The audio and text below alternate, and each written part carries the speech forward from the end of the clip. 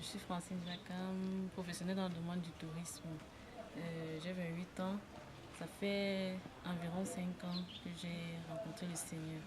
Je voulais ici partager mon témoignage de conversion. Et, et ce témoignage, je voulais le titrer sur l'amour et le pardon de Dieu. Et quand j'expliquerai, vous vous rendrez compte exactement de quoi est-ce qu'il est question.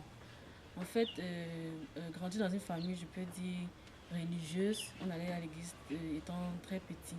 Et nous avons des parents, des membres de famille qui étaient très proches.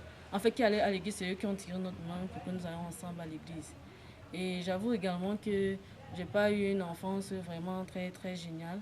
Du genre, j'étais très imbue de ma personne, j'étais très orgueilleuse. Je savais que j'étais la plus belle. En fait, tout ce qu'on peut imaginer. Donc, j'étais très sûre de moi.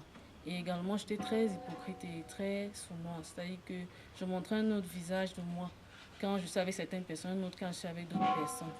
Mais tout a commencé lorsque un jour j'ai été vraiment trahi par un membre de ma famille qui m'accusait injustement. J'avais été vraiment blessée. Alors j'ai un peu désespérée également. Je me suis rendue sur Internet. À l'époque, je venais de commencer dans le monde de l'emploi, ça faisait quelques mois.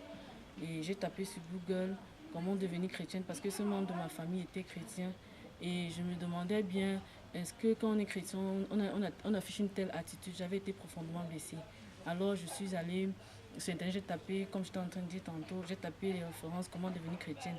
Et j'ai eu plusieurs réponses, parmi lesquelles j'ai ouvert la page du Top Chrétien. J'ai également ouvert la page de Nicodème, où j'ai été pour la première fois en contact avec le message évangélique qui me parlait de l'amour de Dieu. Et tellement déterminée, et j'ai donc décidé de prendre également et de lire. Et lorsque j'ai imprimé, je suis rentrée à la maison, j'ai relu, j'ai été en contact avec la bonne nouvelle. J'ai donc prié pour recevoir Jésus-Christ dans ma vie. Mais ce n'était pas tout.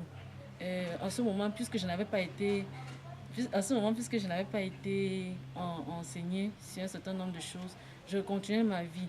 Dans ce sens que j'avais des petites amies et dans l'une de mes relations, j'ai été malade, je suis tombée malade, j'ai attrapé une IST. Ça m'a profondément blessée.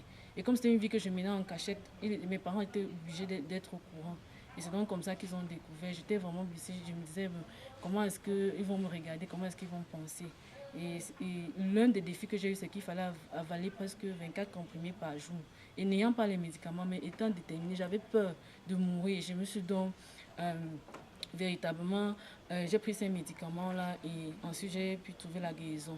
Et à la fin de l'année, c'était en 2008 déjà en passant, c'était en 2008, à la fin de l'année, comme il fallait fixer ses objectifs pour la nouvelle année, j'ai donc décidé de véritablement m'engager, d'abandonner cette vie-là, cette vie de péché. Je me suis réengagée pour le Seigneur, j'ai donc donné ma vie au Seigneur. Je rends vraiment grâce parce que dès lors que j'ai donné ma vie au Seigneur, les choses se sont améliorées dans ma vie. J'ai commencé à avoir une paix, j'ai commencé à avoir une certaine affirmation de la vie. J'ai carrément abandonné cette vie si je peux dire, de vie de couple avant le mariage. J'ai carrément abandonné cela. Et j'ai vu vraiment l'œuvre de Dieu dans ma vie.